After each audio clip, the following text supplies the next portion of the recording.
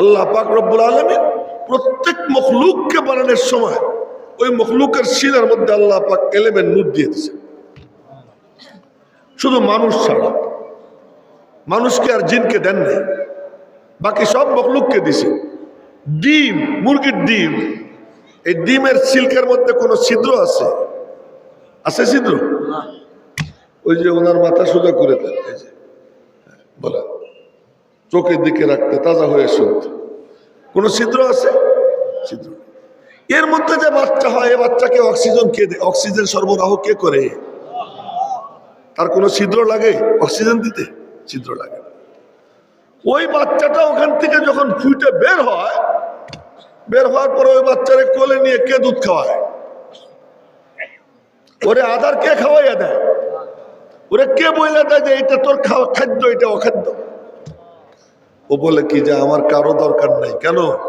রব্বি আল্লাযী খালাকানি ফাহাদানি, আমার রব আমাকে বানাইয়া তিনি আমার সিনায় হেদায়েতের নূর দান করে দিয়েছেন। এজন্য গরম পানিতে ঠোঁট দেয় না, আগুনের চুলায় পা দেয় না। কারণটা কি? আমার আল্লাহ আমাকে চলার জন্য যা দরকার ওই নূর দিয়ে দিয়েছেন।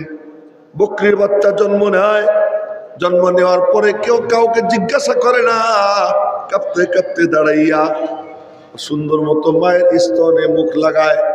আর মানুষের বাচ্চা জন্ম নেওয়ার পরে শুইতেও জানে না, দাদি বিড়া বানাইয়া ওই বিড়ার মধ্যে মাথা রাখে।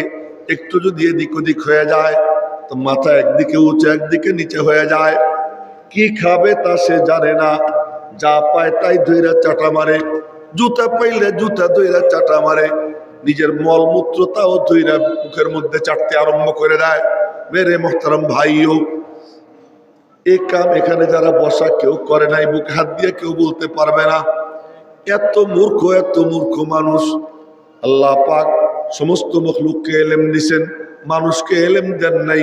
হযরত মুসা আলাইহিস সালাম আগুনের খান্ডা মুখে দিছেন, জিহ্বা পুড়ে গেছে। অথচ উনি নবী, আল্লাহকে নবী হইলে কি হবে? শিশু। আমি আল্লাহ কোনো এলেম দেই নেই, টাইম হইলে পরে এলেম দিব। এখন আমি তাকে এলেম দেই নেই, আগুনের দলা মুখে দিয়া জিহ্বা পুড়ে যায়। নবী হওয়ার পরেও তার এলেম নাই। কিন্তু কোন মুরগি আগুনের ঠোঁট দিয়ে তার ঠোঁট তো জ্বলল না, মুসা আলাইহিস সালামের জিহ্বা জ্বলে গেল। আল্লাহ পাক প্রত্যেক মখলুককে সৃষ্টির সময় তার সিনার মধ্যে হেদায়েতের নূর দান করে দিয়েছেন। কিন্তু মানুষকে আল্লাহ তাআলা দেন নাই। নিজেই বলেন, আল্লাহু আখরাজাকুম মিন বুতুনি উম্মাহাতিকুম লা তা'লামুনা শাইআ। আমি আল্লাহ তোমাদেরকে বের করেছি তোমাদের মায়েদের পেট থেকে এমন অবস্থায় যে তোমরা কোনো এলেম পাও নাই, তোমাদেরকে কোনো এলেম দেই নেই। কিন্তু তিনটা জিনিস তোমাদেরকে দিছি, ওয়াজআলা লাকুমুস সামআ ওয়াল আবসারা ওয়াল আফইদা। আমি তোমাদেরকে কান দিছি, চোখ দিছি, কলব দিছি। দেখেন কানটা কেমন জানেন? যেমন নাকি পেট্রোল পাম্পে গাড়ি যায়, আর গাড়ির একটা পেটের মধ্যে একটা বুকের মধ্যে একটা ছিদ্র আছে, ওই ছিদ্রটা খুলে দেয়। খুলে দিলে তার মধ্যে নজেল দেয়, ওই নজেল দিয়ে পরে স্টার্ট দেয়। স্টার্ট দিলে পরে তেল ঢোকে, তেল ট্যাঙ্কির মধ্যে যায়। যদি মাঝখানে কোনো বেড়া না থাকে, বেড়া থাকলে আর ট্যাঙ্কির মধ্যে তেল যাইতে পারে না। আল্লাহ পাক এই কানটাকে ওইরকম ছিদ্র বানাইয়া দিছেন যে দিলের মুখ খুইলা কান দিয়ে মনোযোগ দিয়ে কোরআনে কারীমের আলোচনা শোনে। আল্লাহ পাক নুরানি নজল লাগাইয়া তার সিনার মধ্যে হেদায়েতের নূর পৌঁছাইয়া দেয়। সুবহানাল্লাহ। জোরে সুবহানাল্লাহ কইলে কোনো ভুল হবে না? জোরে বলেন সুবহানাল্লাহ। ওই যে একজন চেয়ারম্যান সাহেবের মাথা নিচের দিক, এই যে এই বড়, উনি কি ঘুমায় নাকি জায়গা আছে একটু দেখেন ওনারে নড়াচড়া দিয়ে। এই যে আরে এই যে ও অন্ধ আচ্ছা, মাফ চাই, তাহলে মাফ করে দিয়ে। আমি মনে করছি লোকটার চোখ ভালো আছে তাই মনে করছি। তো আল্লাহ পাক সমস্ত মানুষকে সৃষ্টির সময় কোনো এলেম দেন নাই, তিনটা জিনিস দিচ্ছেন। কি? এলেম ঢোকার রাস্তা তিনটা।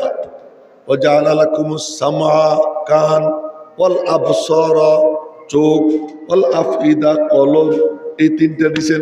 এখন আপনাদেরকে বলি, একটা ঘর, চমৎকার ঘর, সেই ঘরটা জানালায়ও পর্দা, দরজাও বন্ধ, উপরের যে সানসেটের ওখানে যে ছিদ্র আছে তাও বন্ধ, পুরা ঘর পর্দা দিয়ে ঢাকা, আসমানে সূর্য আছে, এই ঘরের মধ্যে কোনো আলো যাবে?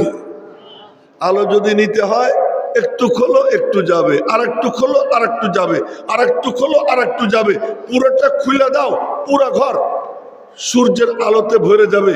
তোমার দেল, এই দেলটা এটা তুমি ঢাইকা রাখছো, এর মধ্যে ঢুকবে না, দেলটা খুলে দাও, পুরোটা খুলে দাও, আল্লাহ পাক তোমার পুরো দেল কোরআনে কারিমে নূর দিয়ে আলো ঝলমল করে দেবে।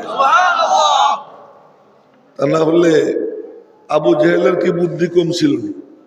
কথা বলে বুদ্ধি শুদ্ধি কম ছিল?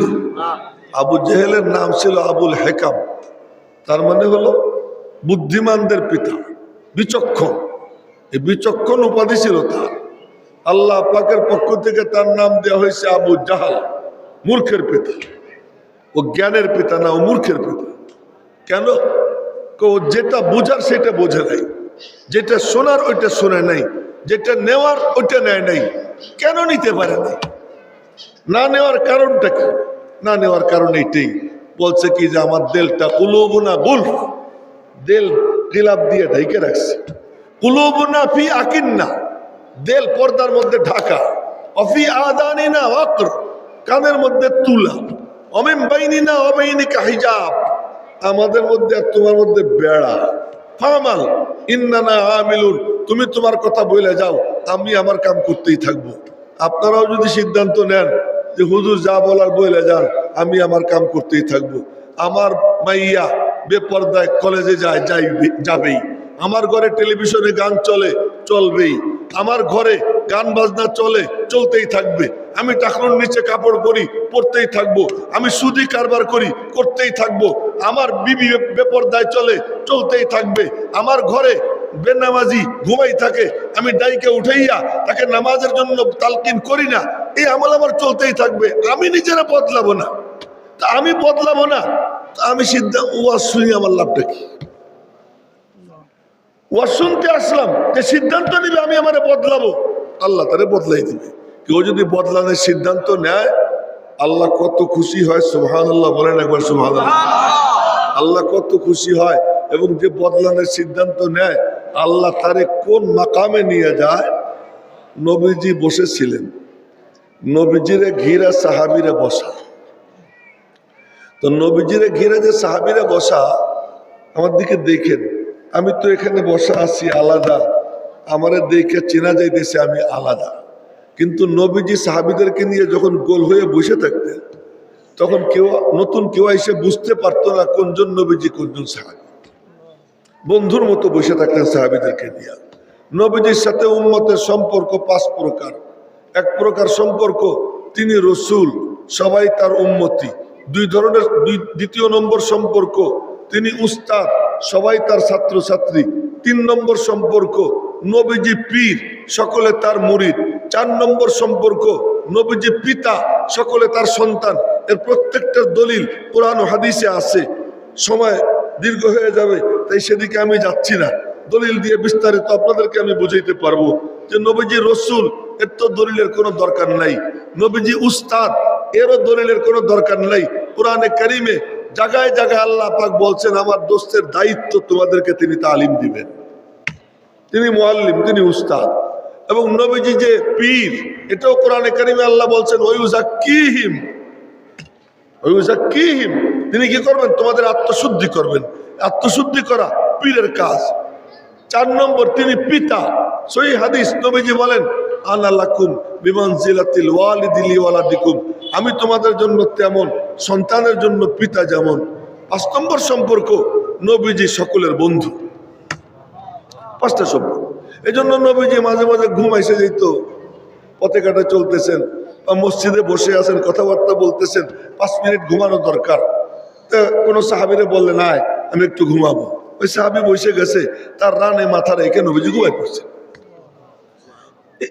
আপনি কোন পীর সাহেব পাবেন বাংলাদেশের যে পীর সাহেব এই মজমার মধ্যে শত শত মানুষের ভিড়ের মধ্যে কোনো একজনকে বলবে, তুমি বসো, তোমার রানে মাথা রেখে আমি ঘুমাবো? না, পাওয়া যাবে না তালাশ করে। পিসাব আলাদা খাস কামরায় যাবেন, দরজা বন্ধ থাকবে, পর্দা টর্দা টাঙ্গানো থাকবে, আলী শান অবস্থা নিয়ে পিসাব ঘুমাবে। আমার নবীজির ঘুমাইছে গেছে, হয়তো জাবের ইবনে সামুরাকে ডাক দিয়েছেন, জাবের এদিকে আয়। জাবের কাছে গেছেন, একটু বসে পড়ছে। নবীজি তার রানে মাথা রেখে ঘুমাই পড়ছেন। আকাশে পূর্ণিমার চাঁদ, মসজিদের মধ্যে নবীজি জাবের ইবনে সামুরার রানে মাথা রেখা নবীজি ঘুমাই পড়ছেন। জাবের দেখে আসমানে পূর্ণিমার চাঁদ, তার কোলে নবীজির চেহারায় আনোয়ার। মনে মনে বলে, আসমানের চাঁদ বেশি সুন্দর না নবীজি বেশি সুন্দর? একবার উপরে তাকায়, একবার নিচে তাকায়, একবার উপরে তাকায়।